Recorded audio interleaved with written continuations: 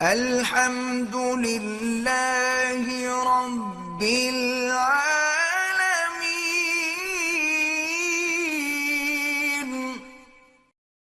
یہ جو لبرل لوگ ہیں یہ کہتے ہیں پہلے 4 سال اچھی طرح پرکھو لڑکے کو۔ میں بھی ملیشیا میں تھا تو وہاں ایک ہمارے پٹھان دوست تھے، کنوارے گھوم رہے تھے، کنوارے۔ میں نے کہا آپ کی عمر اتنی، نکاح کیوں نہیں کیا؟ انہوں نے کہا میں 24-25 سال سے یہاں پر ہوں تو میں یہی نکاح کرنا چاہتا ہوں، نیشنلٹی وغیرہ اور کچھ وہاں کے یعنی وہ مل جائے ان کو، اقامہ جسے کہتے ہیں عربی میں، اقامہ کہتے ہیں، ریزیڈنس ویزا جسے کہتے ہیں، تو میں یہاں کی خاتون سے نکاح کرنا چاہتا ہوں۔ میں نے کہا پھر کیا کیوں نہیں؟ کہہ رہے ہیں یہ ویسے بڑا اسلامی ملک ہے لیکن اس معاملے میں بڑے لبرل ہیں، یہاں کی کسی خاتون کو نکاح کا پیغام بھیجو تو وہ کہتی ہے مجھے کیا پتا کہ آپ کی میری شادی کامیاب ہو بھی سکے گی کہ نہیں ہو سکے گی، تو پہلے دوستی لگاؤ، 2-4 سال تک اکٹھے کافی پیتے ہیں، چائے پیتے ہیں اور ریلیشن بھی قائم کرتے ہیں، حرام ریلیشن، تاکہ مجھے پتا چلے کہ آپ میرا میاں بننے کے قابل بھی ہو یا نہیں ہو۔ پھر جا کے کہتے ہیں کہ وہ اس پروسیس سے گزرنے کے بعد وہ اوکے کی رپورٹ پیش کرے گی، ہاں بھائی ہر لحاظ سے اوکے ہے بندہ، اور جو ہے غصے کا بھی تیز نہیں ہے، بھڑک بھی نہیں جاتا، اور ایک دم اوکے کی رپورٹ ہے ہر لحاظ سے، پھر شادی ہوتی ہے اور کہتے ہیں پھر 1 ہفتے میں طلاق بھی ہو جاتی ہے۔ وہاں طلاق کا ریشو بہت زیادہ ہے۔ شادی میں گرل فرینڈ بوائے فرینڈ کم از کم 5 سال ایک دوسرے کو تجربہ کر کے سمجھتے ہیں، 5 سال 4 سال، کہیں مختلف پیکج مختلف علاقوں میں چل رہے ہیں، کہیں 3 سال کا پیکج بھی ہے، کم سے کم پیکج 1 سال کا ہے، کم سے کم پیکج۔ اور یورپ میں بھی یہی ہے، گورے شادی کب کرتے ہیں؟ بچے پہلے پیدا ہوتے ہیں، اس کے بعد دیکھتے ہیں کہ ہم میں انڈرسٹینڈنگ ہے یا نہیں ہے، پھر وہ شادی کرتے ہیں اور کہتے ہیں اب بالکل سوچ سمجھ کے ہوئی ہے شادی، اب سوچ سمجھ کے ہوئی ہے، لیکن وہ بھی پھر تھوڑے دنوں میں کیا ہو جاتی ہے؟ طلاق۔ تو حقیقت میں تو نکاح کے بعد ہی پتا چلتا ہے کہ یہ رکھنے کے قابل بھی ہے یا نہیں ہے۔ تو اسلام نے اس کا حل یہ نہیں دیا کہ پہلے ایک دوسرے کو ٹیسٹ کرتے رہو، اسلام نے کہا بس ایک نظر دیکھنے کی اجازت ہے، اس سے زیادہ فری ہونے کی ضرورت نہیں ہے۔ پڑھی لکھی لڑکی کو بھی تجربہ نہیں ہوتا، وہ بھی شادی کے بعد تجربہ ہوتا ہے کہ یہ کمبخت میاں بنانے کے قابل تھا بھی نہیں تھا، بلکہ 10 سال اگر گرل فرینڈ بوائے فرینڈ بن کے رہیں تو بھی تجربہ نہیں ہوتا۔ اصل زندگی نکاح کے بعد کی کچھ اور ہوتی ہے، نکاح سے پہلے کی کچھ اور ہوتی ہے۔ تو یہ سارا کلچر باہر سے امپورٹ ہو رہا ہے، ان سے متاثر ہے۔ تو پھر بھی میں کہتا ہوں کہ اس کا یعنی نکاح کے بعد کی جو لائف ہے اس کے بعد پتہ چلتا ہے کہ یہ انسان کا بچہ ہے بھی کہ نہیں ہے۔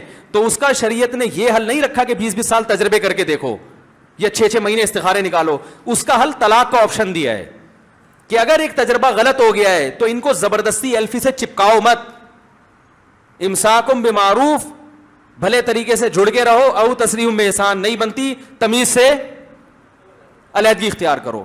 ہمارے معاشرے میں تمیز سے علیحدگی کا تصور ہی نہیں ہے۔ بات آ رہی ہے سمجھ میں؟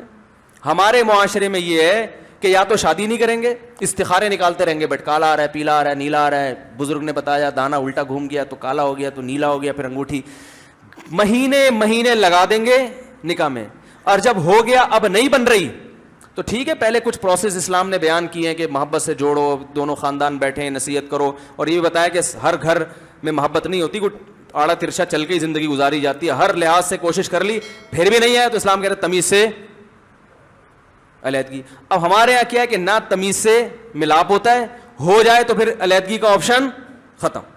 اگر علیحدگی ہو جائے تو لڑکی کی بھی ساری زندگی شادی نہیں ہوتی، اس کو بھی تانے کوس نہیں تو طلاقی ہے، اور مرد کو بھی طلاقن وہ طلاقی اور اس طرح کے تانے دے دے کے وہ بھی معاشرے میں منہ دکھانے کے قابل نہیں رہتا۔ پھر وہ والے اس پر الزامات لگاتے ہیں، وہ سسرال والے اس پر الزامات لگاتے ہیں، ایک اتنا گندے طریقے سے علیحدگی ہوتی ہے، پھر کئی مہینے عدالتوں میں جہیز پہ مقدمے چلتے ہیں، کہتے یہ چمچ جو ہے نا میرے باپ نے دیا تھا مجھے، یہ چمچ میرا واپس کرو، ٹھیک ہے نا، چمچوں پہ لڑائیاں چل رہی ہوتی ہیں، یہ ہو رہا ہے۔ تو اسلام کو فالو پورا کیا جائے گا تو پھر اسلام سمجھ میں آئے گا، آدھا فالو کریں گے تو سمجھ میں نہیں آئے گا۔ وہ مجھے کہنے لگا کہ مجھے کسی لڑکی سے عشق ہو گیا ہے، فون آیا میرے پاس، عشق ہو گیا ہے تو میں کیا کروں، میں بڑا پریشان ہوں۔ میں نے کہا بھائی اگر ہو گیا ہے، کوئی اچھی ہے، اچھے گھرانے کی ہے تو آپ والدین سے بات کر لو، نکاح کر لو۔ لن تر للمتحابین مثل النکاح، حدیث میں آتا ہے 2 محبت کرنے والوں میں نکاح سے بہتر کوئی چیز نہیں ہے۔ تو ہم تو نہیں کہتے کہ اس عشق کو ختم کرو، آپ شادی کر لو بھائی، نکاح کر لو بھائی، حرام حلال میں تبدیل ہو جائے گا۔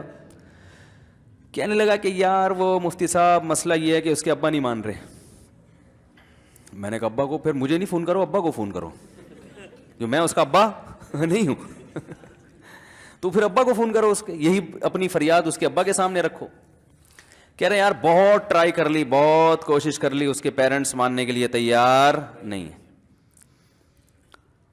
تو میں نے کہا بھائی دیکھو جتنے حربے تھے آپ استعمال کر کے دیکھو ابا اماں کو سمجھانے کے. کہہ رہے نہیں مان رہے. میں نے کہا پھر چھوڑو, لعنت بھیجو.